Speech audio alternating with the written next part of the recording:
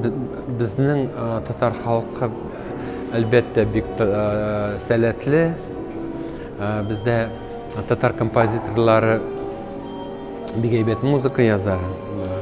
Мәсәлән, кайда гына яшәмәсен безнең халык. Үз данын онытмый, үз тамырларын онытмый. Менә мин хәзер Мәскәүдә яшим икән, бар үз тамырларын онытмыйм.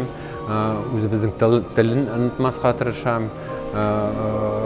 Үзебезнең сәнгатьне онытмаска һәм минем сәнгатем үзем музыка язгач, минем татарлыгым жарып тора дип әйтәләр. Менә шулай дип әйтмәкче идем сезгә. Мәскәү татарлары әлбәттә менә кем Мәскәүгә килә дә көчле кешеләр.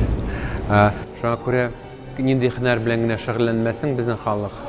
Мәскәүдә иҗат булсынмы, врач булсынмы, башка һөнәр булсынмы, алар бөтенесе дә бик тырыш, бик шундый, ничек дип әйтим инде, алга бара торган кешеләр.